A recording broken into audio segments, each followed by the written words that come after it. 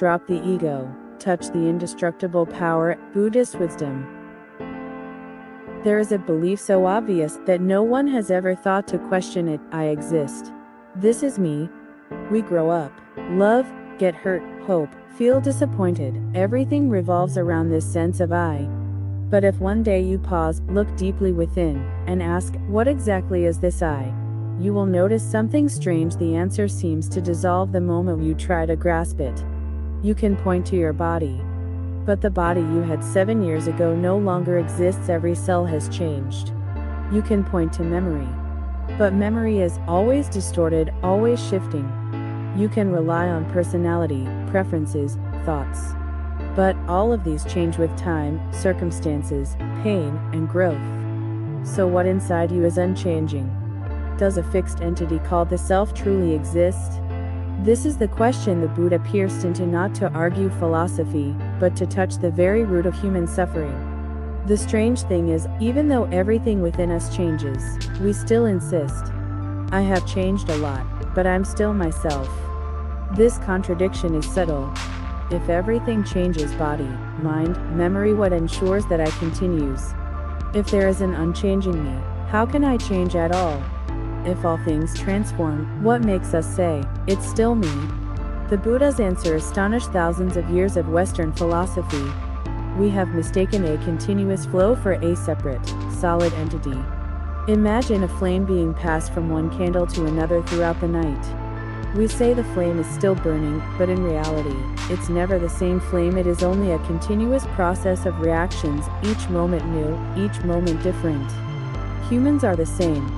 We are like a stream, always flowing, always shifting shape. Yet the mind wants to freeze this river into a fixed self to cling to possess, to protect.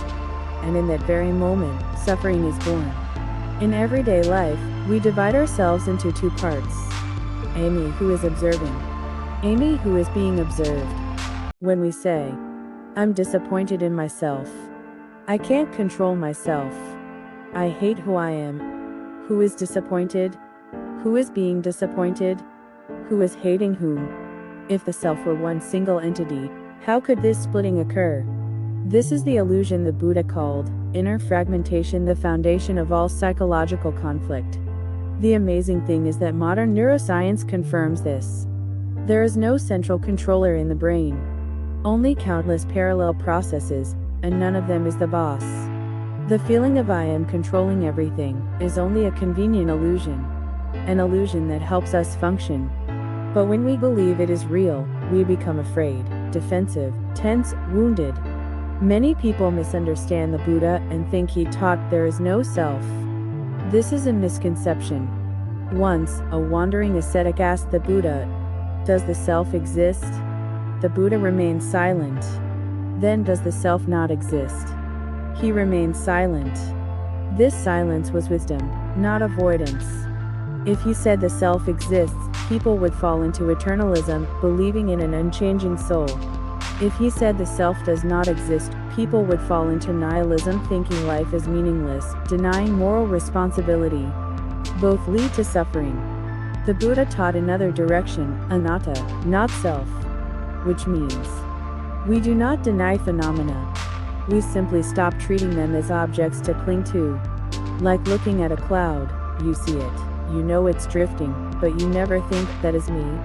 The Buddha taught 3 contemplations to dissolve 3 layers of suffering. 1. Ne and mama. This is not mine. Cuts off possession. Because you cannot own something that is constantly changing. 2. Neso ham is me. This is not me. Cuts off identification. Anger is not, I am an angry person, but simply there is anger. 3. Nami soata. This is not myself. Cuts off freezing the flow into a fixed entity. When these 3 illusions fall away, what remains is not nothingness, but freedom. A simple criticism is only sound waves hitting the ear, becoming neural signals. None of this is harmful. But deep inside, the mind adds, they think I'm incompetent. I've failed. I'm not good enough. I'm being judged. The wound is not in the words. It is in the image of the self we desperately defend. If you do not view an opinion as mine, then who is there to argue with? If you do not view a talent as me, then where does criticism land? An arrow can hurt you only when you have a fixed target for it to hit. When the target disappears, the arrow passes through empty space. We spend our whole lives building a self-image in our minds. I am intelligent. I am kind. I am valuable. I am strong. I am special. Then we live to protect it. But that image is not you. It is a story, a simulated model created by the mind.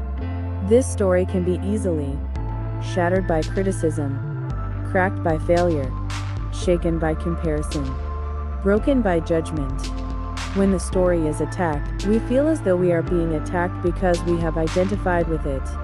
This is why the people can hear the same insult but feel different levels of pain.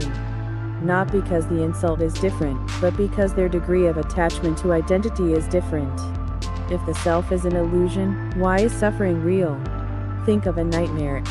The monster is not real, but your heart still races, your shirt still drenches in sweat, your fear feels utterly real. Why? Because the mind cannot distinguish imagination from reality, if it believes strongly enough. Likewise, the self is not real. But the fear of being insulted, losing, being hurt feels real. Because the mind believes the self is real. The Buddha called this ignorance avidya. Not knowing, but knowing incorrectly. Like mistaking a rope for a snake, panic becomes real, even though no snake exists. Take anything. An opinion. An achievement. A relationship. A belief. A skill. A possession. Add the thought, this is mine, this is me, and you will instantly live in fear of losing it. Fear of being threatened. Fear of being insulted. Fear of being judged. All arising from one act, clinging to padana. When even a little clinging falls away, you feel something incredibly light like a breeze passing through your chest. The freedom that comes from within. A feeling arises.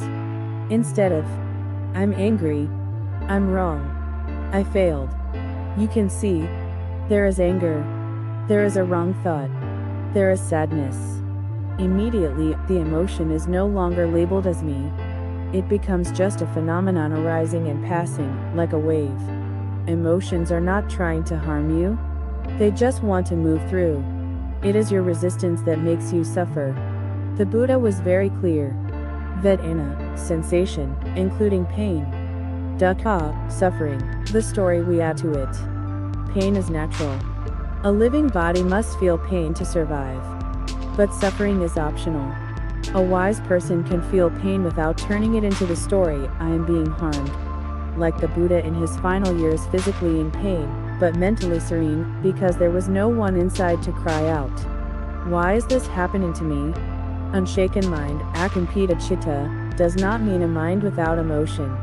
It is a mind that is not dragged away, not toppled by any disturbance.